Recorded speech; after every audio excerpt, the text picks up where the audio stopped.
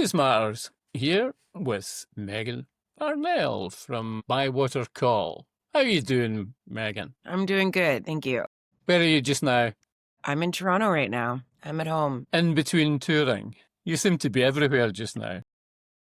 Yeah, I mean, we've had an intense couple of months just now, and the next couple weekends are just kind of fly in, fly out dates for some U.S. and Canadian festivals, and then we get a little bit of breathing space. And how was California? Beautiful. It was the first time the band's played over there, and it's the first time some of the guys have even been over in California, so we had a lovely time. Very nice. And how did you feel yourself? How's being on the road? Good. I mean, we've gotten into a pretty good flow with the band at this point with being on the road.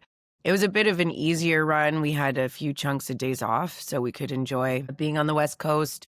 Got to spend a little bit of time in British Columbia, a couple days in San Francisco. Played some great festivals and some fun little club gigs to fill in the time. And what were the audiences like? They were great. I mean, the festivals, you know, with most festivals, there's a built-in audience. So it's a really good chance to kind of reach new people. And for the first time playing over there, we had a nice little turnout at the clubs and the audiences were quite enthusiastic. So no complaint. What do you prefer, if you prefer anything, intimate clubs or festivals to play? Like that there's a variety and they serve different purposes, I think, you know, like, yeah, the festival's kind of banking on a built-in audience and exposing yourselves to a bigger, wider audience. And then the club's just, you know, for growing a dedicated fan base for you specifically. And when did you go on stage first? Tell me about your history, about wanting to be a musician. Well, I've been singing professionally for probably about 18 years or so. But I kind of, from the time I remembering anything, I identified myself as a singer. And I did a lot of like performing as a kid, just in choirs or in little musicals. I did a couple of mall competitions when I was a kid. So in terms of kind of being on stage, it goes way back. But yeah, I started gigging professionally about 18 years ago and fell into a couple of cover band, party bands before I met Dave. And then Dave and I were hooked up by a friend of ours who knew Dave was looking for a singer for a cover band. And kind of the first time we met, we had a little rehearsal, a jam, and that was it. And yeah, years later, we were like, we have to start writing our own music. And that's how Bywater was born. And about your stagecraft, where did you learn that? I think a lot of it is just being on the road, you know, and doing what feels natural, you know, but I want to be entertaining. I also want to be engaging. I'm a very kind of, for me, I get a lot from connecting with the audience. So, you know, I'm always kind of looking out and seeing how everybody's kind of reacting to what we're doing. And then, you know, way back when I started, I definitely took in what other artists were doing at the time, you know, and watching. Everybody's so different on stage. So you definitely, I think, want to create your own personality, you know, watching some of your idols on stage and seeing how they perform. And you perform as a duo and as a group? Not really.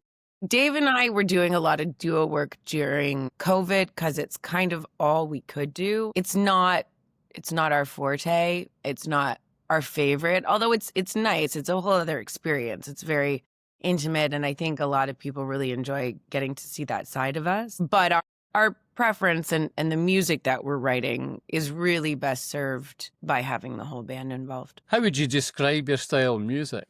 I think it's difficult to kind of put into any kind of a box, but I always say it's Southern soul, roots rock, blues-inspired music or blues-based music.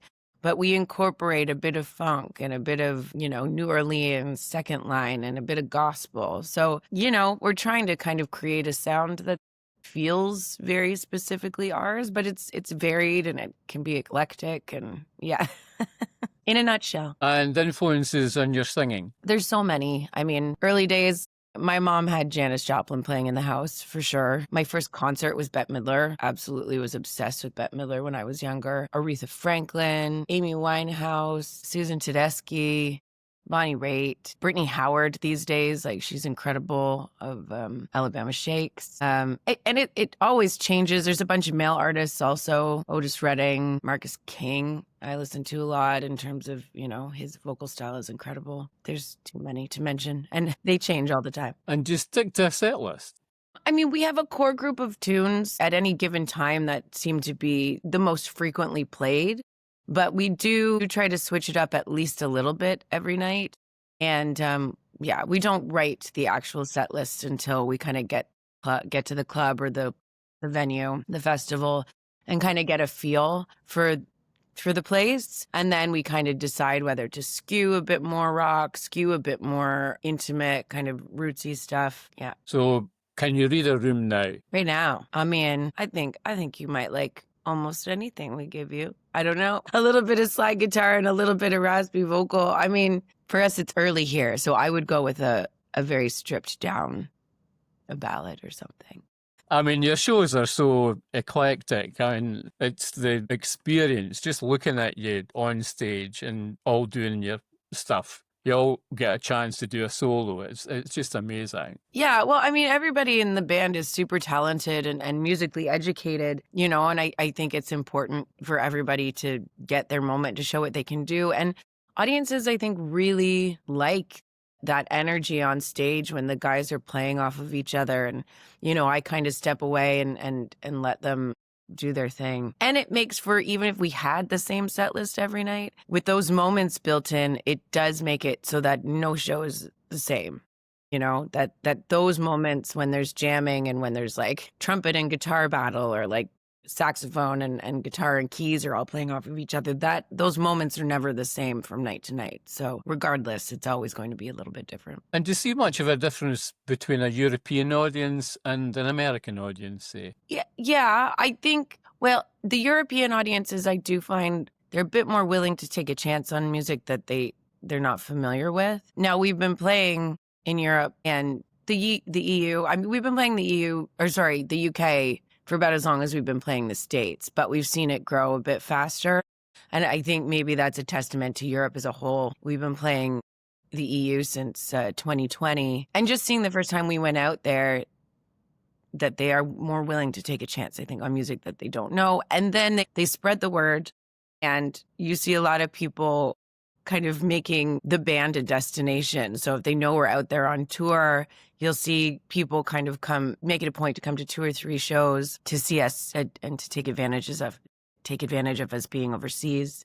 I think Canadian US audiences are a little bit more reserved, but I think it also depends where you are. And we've seen decent growth on the East Coast for sure. I think it's going to take a bit more time to reach the middle, a bit more slower growth.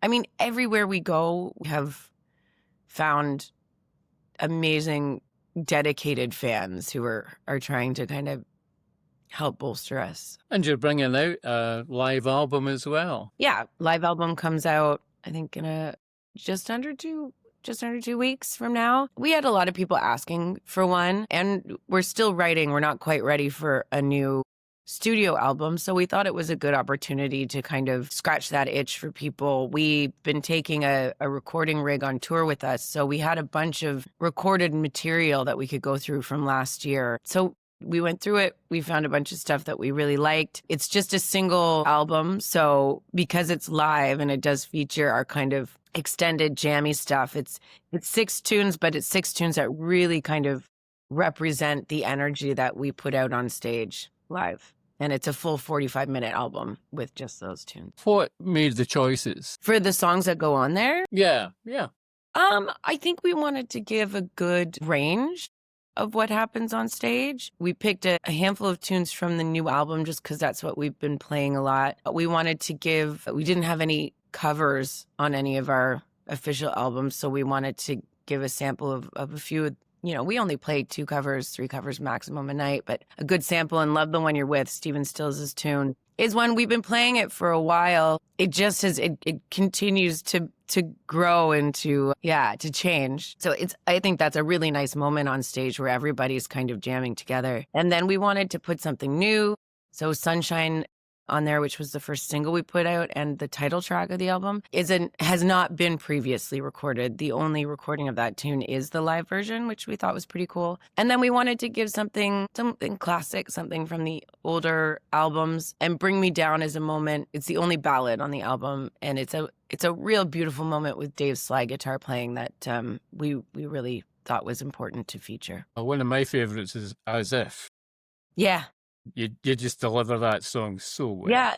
And people love that tune, and the album version is great, but it doesn't give you the live experience of Dave on guitar and Steve on trumpet. Just, it's a battle, and people really love that moment. So the live album was a good opportunity to give people access to that outside of actually being at the show. And then you recorded a couple in Canada. Well, 3 in Canada. Talk about the Sign of Peace. For the live album, I think it was 2 in Canada from our, we usually only end up playing once, maybe twice a year. So we did 2 kind of intimate sold out shows at this club called the Rivoli.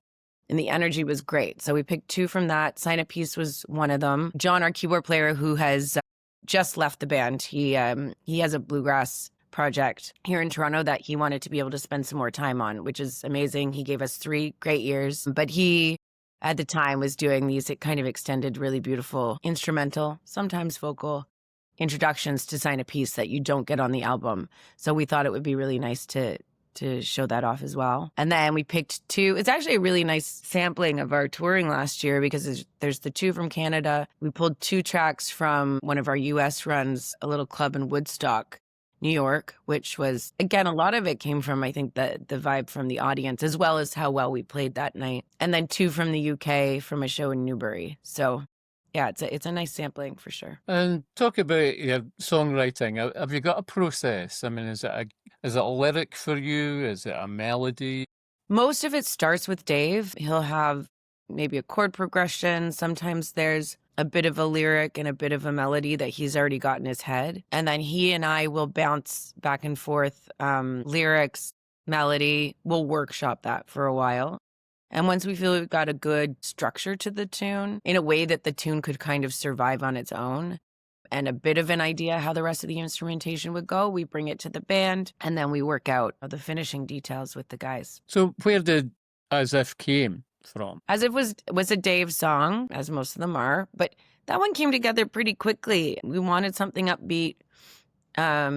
He had the riff ready to go. And then, him and I passed verse lyrics back and forth. It didn't take too long. Just, it's kind of typical inspiration, kind of bad toxic relationship kind of stuff. Came up with like a cool little bridge. I think that was me. And then that one really fell into place. And then as we started playing it live, we really thought the tune people were really responding to it. So we thought the tune deserved some sort of an extension, a feature within it. And that's kind of when we came up with the trumpet and guitar trading. And Sunshine, where did that come from? Again, that started with Dave.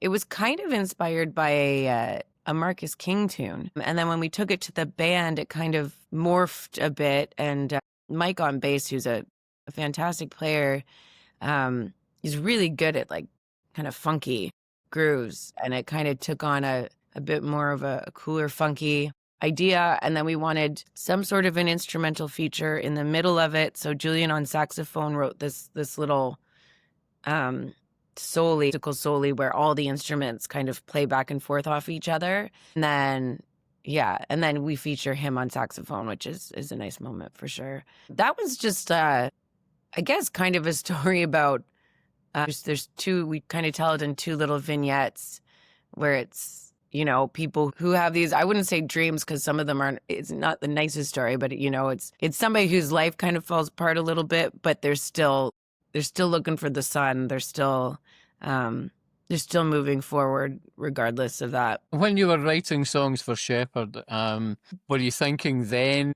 what those songs were going to come out as live? No, I don't think so. Well, in a way, because a lot of those tunes, with the exception of at least half the tunes, we wrote and finished on the road. So we were playing them live a fair amount before we got into the studio with them. So in some cases it was, okay, we've been playing this. How do we want the structure to be for the studio? In other cases, say Sweet Maria, for example, we wrote the studio version of it first. And then as we saw how people were responding to it and knew we wanted to incorporate it into the live show, we're like, okay, how can we give this a bit of a moment? So we wrote a really cool introduction to it.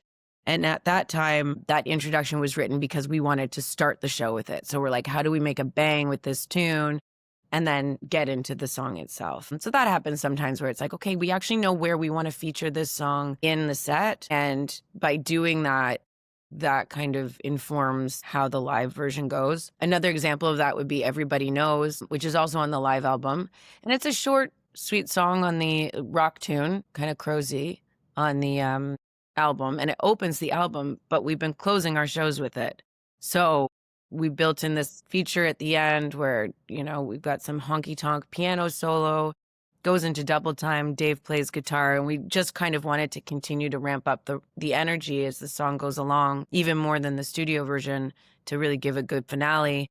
And then a vocal kind of easy to sing along breakdown before we finish the tune. And yourself, what do you think makes a good song? I mean, I think it really depends. There's one reason why one tune's really good, and there's, whether it's a really good hook on the chorus or whether it's a really good sing-along melody or, the actual instrumental composition, sometimes amazing. But I don't know, for me, always striving for being a better lyricist, always striving to be better at creating really good hooky choruses. And I think we're evolving all the time with that. And then just, a little earworm in terms of either something in the instruments, like a guitar riff or something like that, or something from the chorus. How do you keep your vocals sharp? Singing by singing a lot. There's certain things I do, especially when we're intensively touring on the road. I think sleep is one of the biggest things, which isn't always easy. So I have a nice quiet spot. When we're in Europe, I sit in the back of the van, a nice spot where if I was good at sleeping in a car, I could do it, but it's difficult. But basically, we get up and then we're on the road to the next place. So I don't talk while we're in the car. I kind of keep to myself. I have a steamer to keep the vocal cords hydrated. I'll do a little bit of warming up and some stretching of the neck muscles. If it's cool, make sure I put a scarf on when I'm done the show. Those are kind of the main ones. And have you had vocal coaches before? I took singing lessons when I was young for about 2 months and decided I didn't like them, and I stopped.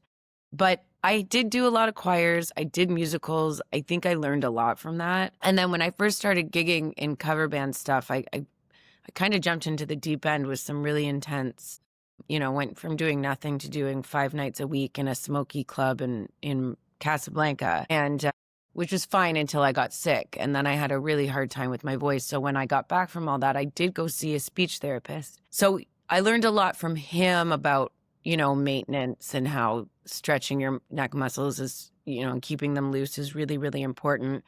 Things I was doing that were, bad aesthetically for the vocal cords or for drying them out. So that wasn't vocal lessons. It wasn't teaching me how to sing. It was teaching me how to maintain my voice. So yeah. And then I just learned a lot from, the people I would listen to and sing along to. Those are my teachers. And being the boss in the band, how does that go? Well, Dave and I are co-leaders. I handle a lot of the logistics and the day-to-day and the band mom kind of jobs. I mean, I'm really proud of what we've done.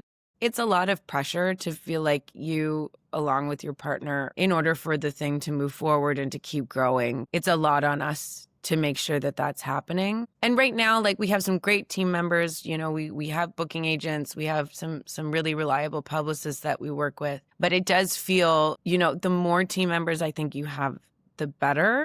But it's scary to get into those relationships. So, I act as manager for the band. I work as, when we're in Canada and the US, I work as the tour manager. It'd be nice eventually to be able to give some of those jobs away and to have other people to help make sure that we're not leaving opportunities on the table. I'm sure there's stuff that we're missing doing it the way we are right now. How does that feel? juggling all those roles together? I mean, it's nice to know that because I'm the one in charge, that the stuff I know needs to get done is getting done. But it's also very difficult to juggle that and juggle the creative part of it, which is why we're talking more and more about, you know, how can we maybe bring somebody into the fold who can take some of those responsibilities off of our shoulders and really leave Dave and I with more time, especially with the amount that we tour. It's hard enough to begin with when you're on the road and finding a way to write when you're on the road. And on top of that, you're spending the days coordinating with the venues and getting T-shirts designed and ordered and dealing with printing CDs and vinyl through some of my partners, but I'm still involved in the process amongst a million other things. It'd be nice to just have more time free to be creative because you need space for that. It's not like I can be like, okay, I've carved out 2 hours today. I'm going to write a song. I think it takes a while to get into that space. So creating more time to find that space would be very nice. Do you find early morning or late at night a good time to write a song, or is there any? I think it depends on where I am at the time. Like during COVID, after Dave and I finally were like, oh, we don't know when this is going to end and we really should start getting back into music because we kind of dropped it for a minute.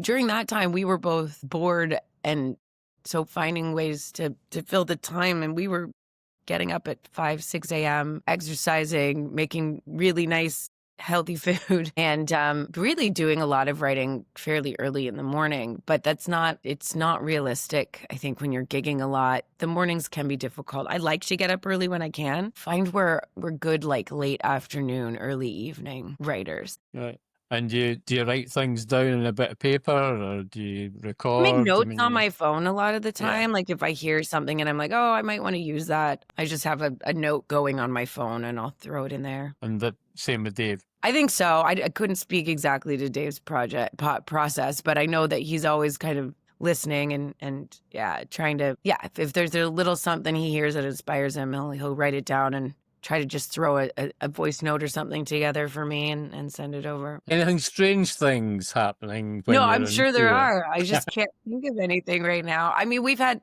driving. So when we're when we're close enough to home that we don't have to fly in and out, we drive an old short school bus that we painted green because you can't drive a yellow school bus legally in a lot of the states. And we call him Buster. And Buster's been through a lot. So last year we were driving on a highway, early last year on a highway in Nebraska. And he shed his 2 back wheels on the passenger side, just right off on the highway. So scary, but we were very lucky. We were already going fairly slow. We were already in the right lane. There was nobody behind us. We spent hours like getting a tow truck to come and get us. We were heading to a gig in Lincoln, Nebraska. We made the gig. The bus got towed to Omaha, and luckily our next stop was Omaha, Nebraska. And on the kindness of strangers, we made it to the gig in Lincoln. We got from the gig in Lincoln to Omaha. We played the gig in Omaha. We only missed one show, which was the next day because of the bus being broken down. And then